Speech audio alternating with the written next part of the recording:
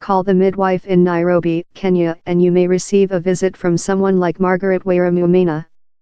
She sets off on foot, looking something like an astronaut, carrying a backpack stuffed full of high gadgets designed to monitor a baby's health. The pack includes a wind-up fetal Doppler used for measuring the baby's heartbeat, a portable ultrasound screen, a life light with matching solar panel, in-ear thermometers, and a range of other medical instruments related to pregnancy. The gear has become crucial for her voluntary job as a community health worker. Although the backpack weighs just 5 kilograms, 1 lb, it's still a heavy load as she does her rounds twice a week, says Margaret. She is responsible for more than 120 households in the local area and manages to see up to 20 a day when she visits between noon and 4 p.m. I have 2 sons, aged 5 and 11, she says.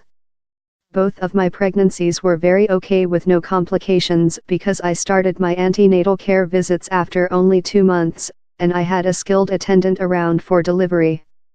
Many other women in the country are not so lucky. In Kenya, unlike other African countries such as Ethiopia, primary health care is not paid for by the government or local authority. Margaret works out of the Kiambu Community Life Center north of Nairobi, where voluntary health workers are the first point of contact for those seeking medical help.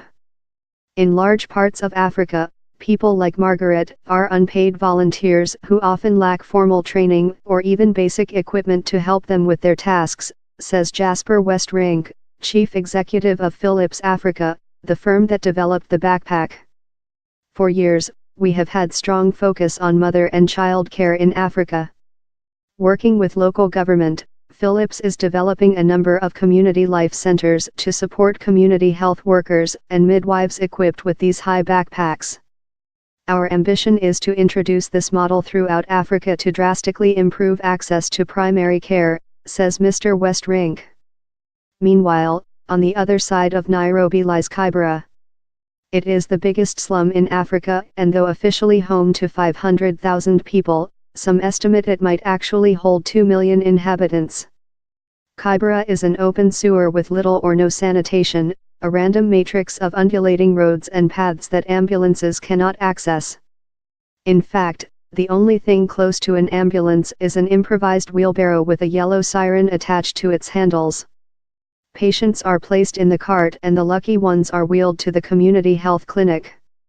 But in the remote region of Mandera, on Kenya's northeastern border between Somalia and Ethiopia, pregnant women don't even have the option of a wheelbarrow ambulance. It takes 2 days to reach the area by road from Nairobi, and the infant mortality rate here is one of the highest in the world, with almost 4,000 maternal deaths per 100,000 births. Public transport is so expensive here that traveling by camel is the only option for pregnant women.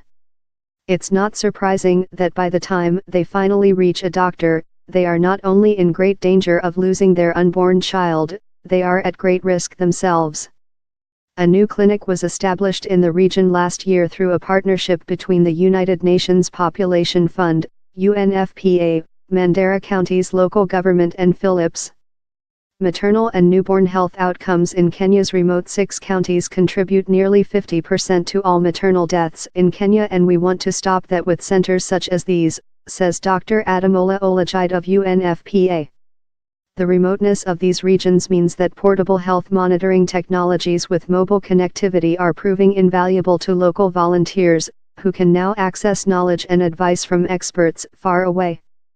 For example, in Ghana, the Ghana Health Service and Novartis Foundation are cooperating to develop a nationwide telemedicine program by 2019.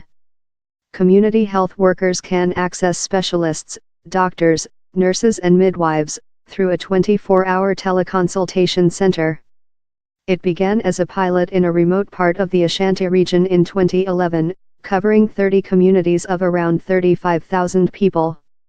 Now Novartis says there are enough teleconsultation centers to serve the entire country. In another example, Uganda's Mama Hope has developed a smart vest application for the diagnosis and continuous monitoring of pneumonia in young children. The disease can often be misdiagnosed as malaria. In a matter of minutes, the data collected is sent to doctors who can make a diagnosis quickly and cheaply. And smartphones are being used as diagnostic tools in their own right, testing for hearing loss, for example. Plugged into services such as IBM's supercomputer Watson, with its ability to absorb vast swathes of clinical and social data and come up with likely prognosis, they are giving local community health workers access to knowledge they would never previously have had. But while such technology may be impressive, it would have little use without the heroic efforts of volunteer health workers such as Margaret Wairimu Maina. Her work isn't always easy, she admits. Sometimes I find it very difficult emotionally to go into the community and interact with people who are very underprivileged, with little or no resources, she says. But that is what I must do, and it makes me feel happy to be useful and known in the community.